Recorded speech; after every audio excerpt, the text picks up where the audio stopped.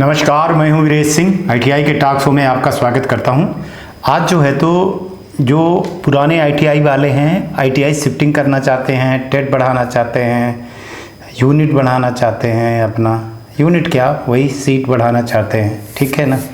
तो एडिशनल आप कोर्स लाना चाहते हो तो उनके लिए है, बहुत विस्तार से सुनिएगा, क्योंकि थोड़ा सा जो मैंने बताया है वो आपको कुछ कोर्ट के आदेश हैं, कुछ बहुत सारी चीज़ें हैं और बहुत सारे नियम कानून किसी को पता नहीं है। तरह तरह की अफवाहें हैं। अगर आप अफवाहों पर ध्यान दोगे और ऐसे कर लोगे तो आप ध्यान दोगे कि उसमें डीजीटी ने लिखा है कि अगर आपने गलती किया, मान लीजिए कि आप शिफ्टिंग कर रहे हैं और शिफ्टिंग में एसएससी कमेटी ने निर्णय नहीं दिया, तो आप ये भी मान लीजिए कि माने आपको फिर दोबारा वो नहीं होने वाली है ना, कि आपका कैंसिल हो गया तो आपको पुरानी जगह, दोनों जगह की चली जाएगी, ठीक है। टेट यूनिट बढ़ाने में आपको क्या सावधानी बरतनी है, वो सारी चीज़ें पहले ये रिपोर्ट देख लीजिए और बड़े विस्तार से लास्ट तक देखिएगा इसके बाद। तो नमस्कार, चलिए यहाँ से शुरुआत करते हैं और बहुत ध्यान से हर एक चीज़ को देखिएगा, तभी आप समझ पाएंगे। पहले इंग्लिश वर्जन दिखा रहा हूँ, फिर हिंदी वर्जन में एक एक चीज़ को मैं बताऊँ। तो आपको थोड़ा सा ये 17 अगस्त 2023 का लेटर है, जिसमें स्टेट डायरेक्टर कर्नाटका के बारे में बताए हैं, जिसमें केस हुआ था। उस केस के हवाले को मैं आपको दिखाना चालू कर दे रहा हूँ, बहुत ध्यान से देखिएगा। ये केस का लेटर है, ठीक है ना। इसके बाद ये 62 आईटीआई जो गई थी उनका पूरा इनमें ब्रीफ किया हो गया है, शिफ्टिंग को लेकर के, बहुत सारे कोर्स, एडिशनल कोर्स के लिए, सारी चीज़ों के लिए। ये मैं आप लोगों को दिखाना चाहता हूँ कि ये राजू कर्नल जी ने ये लेटर दिया था और उसमें ये सारी आईटीआई थी, लगभग ये पूरी आईटीआई थी, ठीक है ना। इन्हीं के कारण ये चीज़ संभव हो पाई है केस के बाद। इसके बाद डीजीटी ने 30/6/2023 को लेटर एक क्लेरिफिकेशन दिया शिफ्टिंग को लेकर के, और जो रीलोकेटेड लोकेशन वाला है और चेंज जियो टैगिंग लोकेशन के लिए जो गाइडलाइन है, और इसमें सब चीज़ें पुरानी आईटीआई के लिए हर चीज़ इसमें लिखी है जो 2018 के बाद वाली, ठीक है ना। जो माने 17, 16, 15 ये वाले, ठीक है। 18 के पहले 18 के बाद के नहीं, ठीक है। 18 के पहले जो थी, बाद में तो फिर नए नियम आए, ये सारे नियम बनाएंगे, ठीक है ना। अब इस सारे नियम को मैं आपको हिंदी में करके बता रहा हूँ और समझा रहा हूँ, ठीक है।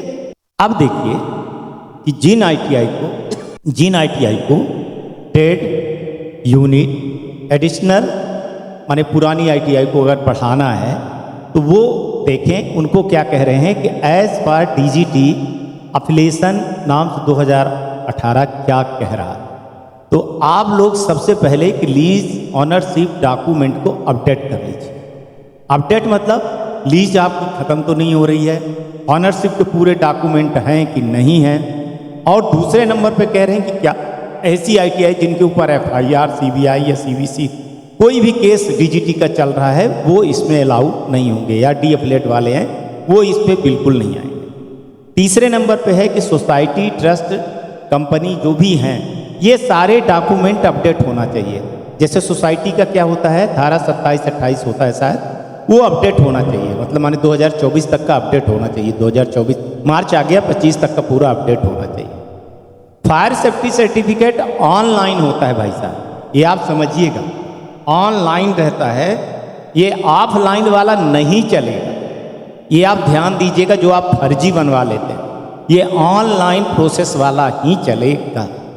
बीसीसी सर्टिफिकेट भी आपको अपडेट चाहिए, है ना। वो जो आप फर्जी सील साइन लगा रहे हो ना, पकड़े जाओगे तो कुछ भी नहीं कर पाओगे। ये तो पहले आप लोगों को एनओसी लेने के पहले की ये नियम है। और फिर इसके बाद आपके पास ये होने जाने के बाद छठवां नंबर में कि स्टेट से आपको एनओसी लेनी है, ठीक है ना। स्टेट से एनओसी आपको लेनी है, ये सब चीज़ें करने के बाद, ठीक है, अपडेट करने के बाद। इसके बाद आईटीआई शिफ्टिंग का बता रहा हूँ। आईटीआई शिफ्टिंग का अब ये देखिए, जो अभी इंग्लिश में लेटर दिखाए थे ना, उसी लेटर का मैं यहाँ हवाला दे रहा हूँ और ये दे रहे हैं कि अटैच है 2023 का, जिसमें ITI का एफिलिएशन कब है आपका वो आप बताओगे, किस एरिया में हो आप वो सारी चीज़ें बताओगे, और डिक्लेरेशन आपको DGT के आर्डर को, जिसको अभी मैंने बताया था कि 1 पॉइंट से लेकर के इतने तक का, एज पर नाम्स 2018 के केस 3.5 पेज नंबर 36 के बारे में ये बोल रहे हैं। क्या बोल रहे हैं पेज नंबर 36 के बारे में? पहले आपको फिर मैं अगर आप ये देखें पेज नंबर 36 के बारे में ये लिखा हुआ है, ये मैं आगे आपको हिंदी में भी सारी चीज़ें बता रहा हूँ, ठीक है। अब देखिए केस के बारे में जो मैंने आपको सबसे पहले लेटर दिखाया था, तो उसमें ये लिखे हुए हैं, आप इसको यहाँ से माने आपको सब चीज़ें लेकर के चलना पड़ेगा भाई साहब। केस होगा, कुछ बिगड़ेगा तो फिर आप कुछ नहीं कर पाओगे। यहाँ वो बता रहे हैं कि ये केस हुआ था, इस तारीख को केस हुआ था और अंतरिम आदेश आया था, जिसको MIS पोर्टल पर जो है तो इसको निम्मी के पोर्टल पर इसको जो है तो 4 हफ्ते के लिए खोला गया, ठीक है। और इसमें बोल रहे हैं कि ये 62 ITI की सूची भी भेजी गई थी, जिसमें कर्नाटका के उच्च न्यायालय ने विभिन्न पीठों ने प्रवेश के लिए इसमें मुकदमा दायर किए थे सब लोगों ने। उस नियम को कैसे शिथिल किया गया, जिसको ये कह रहे थे एक्चुअली में कि 2018 के बाद जो है तो जितनी भर नियम है, चाहे पुरानी ITI हो सब हो, तो सबको उतने नियम बनाना पड़ेगा। माने 1.07 एकड़ जमीन और 4 टेट। तो ये पुरानी ITI के 2018 के पहले जो वाले ITI हैं, तो ये जो केस हुआ था तो उस पर ये सारी चीज़ें हो जाने के बाद ये आई थी, जिसको मैं आपको दिखा रहा हूँ। इसके बाद इसी पर DGT ने क्या अपनी राय दी थी, स्पष्टीकरण दिया था, वो आप समझ लीजिए। एक चीज बता रहा हूं कि जितनी पुरानी ITI हैं 2018 के, माने आप मान लीजिए कि 1956 से लेकर के 2017 तक उनके लिए है, 18 वालों के लिए नहीं है। 18 में जो हैं ITI उनके लिए ये रूल बिल्कुल भी नहीं। ये 18 के पहले वाले हैं, माने जो 1956 में खोली गई ITI, यहाँ पर लिख दे रहा हूँ मैं, 1956 से 2017 तक के लिए ये नियम जो है तो लागू। इसमें स्थानांतरण मौजूदा दिशा निर्देश को कारगर, एक चीज बता दूं भाई साहब, मैंने इंग्लिश को हिंदी में किया, गूगल से कुछ वैसे कर। सरकारी दस्तावेज में किसी भी प्रकार की छेड़खानी नहीं की जा सकती, अगर करते हैं तो मुकदमा होगा। इसलिए बोल रहा हूं कि हिंदी बोलने में और लिखने में अगर दिक्कत हो तो उसको आप अपने विवेक के ऊपर देखिएगा, इंग्लिश का वर्जन ले लीजिएगा, क्योंकि आप हमसे ज़्यादा पढ़े लिखे हैं, ज़्यादा नॉलेज है। हमारी जितनी समझ है हम उस समझ के अनुसार आपको बता रहे हैं। जरूरी नहीं है कि आप हमारे न्यूज़ को अंतिम न्यूज़ समझें, आप अपने विवेक से काम लें। तो इसमें बताया गया है कि अगर कोई शिफ्टिंग करते हैं तो उनको क्या क्या मापदंड को करना पड़ेगा। तो सबसे पहले कह रहे हैं पॉइंट नंबर 1 में देखिए कि ग्रामीण क्षेत्रों के मामले में एक ITI को केवल उसी ब्लॉक के भीतर शिफ्ट किया जा सकता है, जबकि शहरी क्षेत्रों में उसे केवल उसी नगर निगम की सीमा के भीतर स्थानांतरित किया जाएगा, इसके अलावा नहीं किया जा सकता है। ये स्पष्ट आप समझ लीजिए, ठीक है।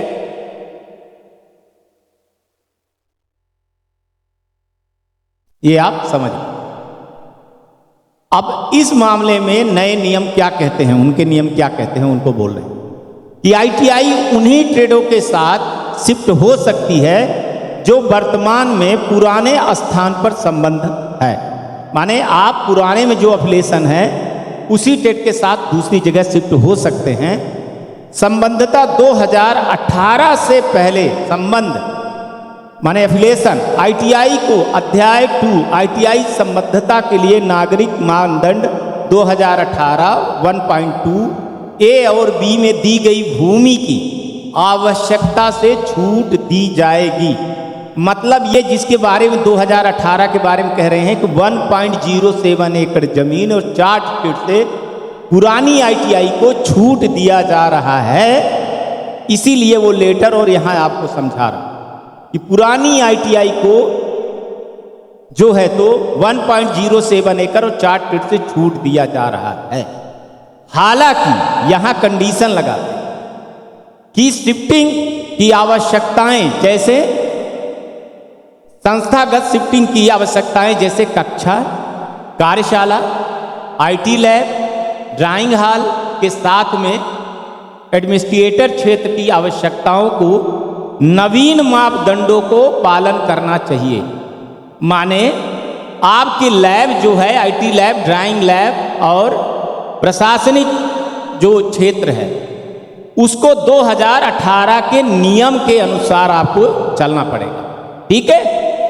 कई जगह पर क्या हुआ था कि लैब छोटी थी या आईटी लैब छोटी थी या ड्राइंग लैब छोटी थी पुराने समय में, उसको बोल रहे हैं कि आपको इनको थोड़ा सा सुधार अपडेट करना पड़ेगा, तभी हम देंगे। टेट के बुनियादी ढांचों के समय समय पर डीजीटी द्वारा जारी किए गए टेटों के नवीनतम पाठ्यक्रम के मानदंडों का पालन करना चाहिए। अब ये जो चीज लिखे ये क्या है, इसको कोई नहीं समझ रहे कि कह रहे हैं कि डीजीटी के द्वारा जारी कई टेट के नवीन पाठ्यक्रम के मानदंड, नवीन पाठ्यक्रम जो नया सिलेबस है वो सिलेबस के हिसाब से सारी चीज करनी पड़ेगी। मतलब मशीनरी भी आपको जो पुरानी 2018 व 17, 10, 11, 12 वाले बैठे हुए लेकर के लेथ मशीन और ये सब, तो आपको उस सिलेबस के हिसाब से चेंजेस करना पड़ेगा। बहुत सारी ऐसी गाइडलाइन है, सिर्फ आपको 2 चीजों से छूट देती है, 1.07 एकड़ जमीन से और 4 फीट से। बाकी चीजें जो नए चीज हैं उन पर लागू होगा, बहुत ध्यान दीजिए। बाकी मर्जी आपकी। आईटीआई को शिफ्टिंग के लिए आवेदन करने के पहले राज्य से एनओसी लेना होगा। यदि कोई मौजूदा आईटीआई बिना एनओसी के नए स्थान पर शिफ्ट होती है तो आईटीआई की पुराने स्थान पर संबद्धता समाप्त कर दी जाएगी और उसे संबद्धता समाप्त करने की तारीख से कम 3 साल तक फिर से उसको कोई भी अनुमति नहीं दी जाएगी, मान्यता। एनओसी प्राप्त करने के बाद आईटीआई को नामित ऑनलाइन पोर्टल पर आवेदन कर सकता है और मान्यता की पूरी प्रक्रिया को पालन कर सकता है, जिसमें डीए डेस्कटॉप जांच होगी, निरीक्षण दल आएगा और एससीए द्वारा जो है तो इसको अस्थाई कमेटी द्वारा आवेदन के अंतिम निर्णय शामिल है। अब ये जो जांच होगी इसको जो है तो स्टेट की एससीए कमेटी जो बैठी है वो कमेटी जो है तो पूरा करेगी कि हम इनको दें या ना दें। ये विशेषाधिकार है, इतना ध्यान दीजिएगा उनका। जब कोई आईटीआई नए स्थान पर शिफ्ट के लिए आवेदन करता है तो उसे यह सुनिश्चित करना चाहिए कि सभी जो छात्र उसके यहाँ एडमिट हैं वो अपनी प्रशिक्षण की माने ट्रेनिंग की अवधि जो है तो पूरी कर लिए हैं कि नहीं कर लिए, तभी जो है तो उनको शिफ्ट किया जाएगा। उनकी सीवीटी परीक्षा या किसी भी अन्य परीक्षा की गतिविधियां पुराने स्थान पर पूरी कर लेनी। मतलब माने आपको 0 एडमिशन से लेकर के 0 एग्जाम तक क्लियर करना पड़ेगा, तभी आप शिफ्ट कर सकते हो। वरना आप ये सोचोगे ना कि हम अभी शिफ्ट कर ले, नहीं, 0 सेशन होना चाहिए। 0 सेशन का मतलब होता है no admission, no exam, no supplementary exam, है ना, तभी आप कर सकते हैं। पुराने स्थान पर छात्रों के प्रशिक्षण संबंधित गतिविधियों को पूरा करने के बाद ही नए स्थान पर स्थानांतरित किया जा सकता है। शिफ्टिंग वाले बहुत ध्यान से सुन लीजिएगा, अपनी आईटीआई बर्बाद मत करिएगा। स्थानांतरण प्रक्रिया के दौरान आईटीआई में सभी मशीन, वही बात कर रहा हूं, औजार उपयोग कर सकता है, अपना पुराने वाले औजार पूरा कर सकता है, पर प्रशिक्षुओं को व्यवहारिक प्रशिक्षण की सुविधा के लिए सभी मशीनें चालू और सुरक्षित होनी चाहिए। इस पत्र के प्रावधान के अनुसार शिफ्टिंग के मामले में आईटीआई को निम्नलिखित छूट दी जाएगी। मशीनरी उपकरणों और औजारों के सभी कर चालान का आवेदन की तारीख से 6 महीने से अधिक पुराने नहीं होने चाहिए। मशीन, ये लो, मशीन जो है तो आपका जो बिल है वो 6 महीने से अधिक पुराने सामान नहीं होना चाहिए। अब पुराने जो मशीन जाम है वो आप टूल वूल कर सकते हो, टूल यूज कर सकते हो, लेकिन जैसे लेथ मशीन है और बहुत सारी कुछ डीजल में चेंजेस हुए हैं, वेल्डर में हुए हैं, कुछ इलेक्ट्रिकल में भी हुए हैं, फिटर में हुए हैं, वो सारी मशीनें नहीं चलेंगी। वो नए नियम के अनुसार आपको लेना पड़ेगा और करना पड़ेगा। ऑनलाइन पोर्टल पर आईटीआई को शिफ्टिंग का आवेदन प्राप्त करने के बाद पुराने स्थान की आईटीआई की भी जो है तो अस्थायी रूप से मान्यता रद्द कर दिया जाएगा, पोर्टल हटा दिया जाएगा। आईटीआई को नए स्थान पर प्रवेश देने की अनुमति तभी दी जाएगी जब उसके स्थानांतरण के आवेदन की SCAA द्वारा जो है तो, मैं कई बार ये SCA कहता हूँ तो आप लोग समझ जाया करो, है ना, स्टेट कमेटी होती है वो, ठीक है ना। तो स्टेट जो कमेटी है वही इसकी अनुशंसा की जाएगी। सत्र के निर्धारण DGT शैक्षणिक कैलेंडर के अनुसार किया जाएगा।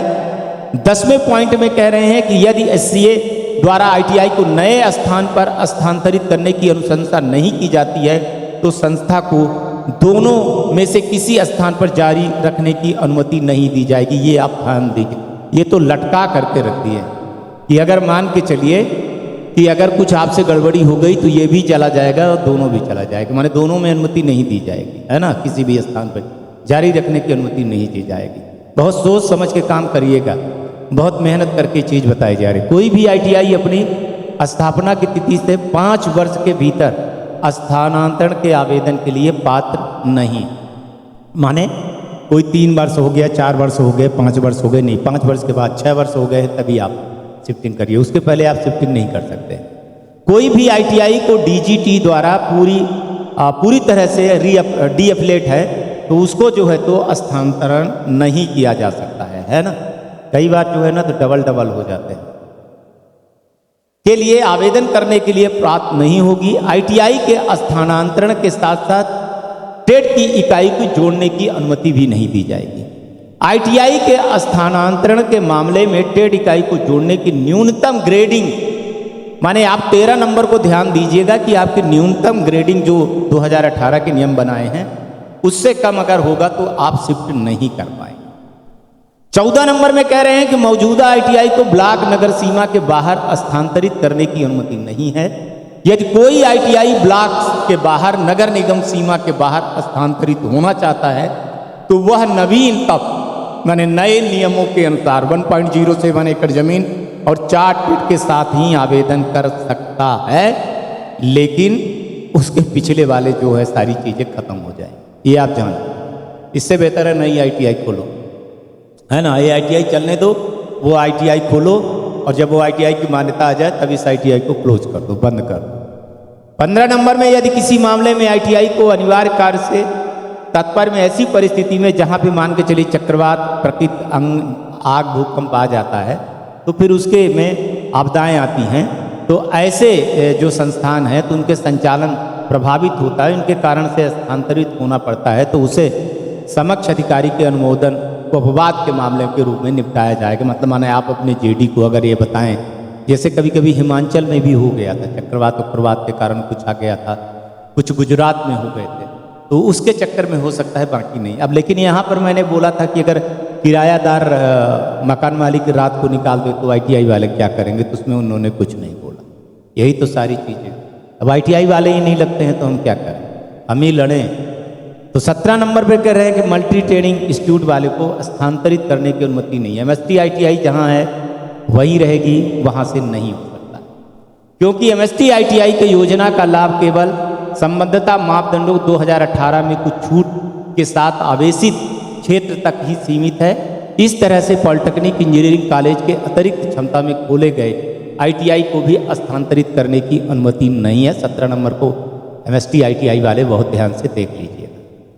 जिन स्थानांतरण आवेदन के पहले निर्णय हो चुका है उन्हें पुनः नहीं खोला जाएगा।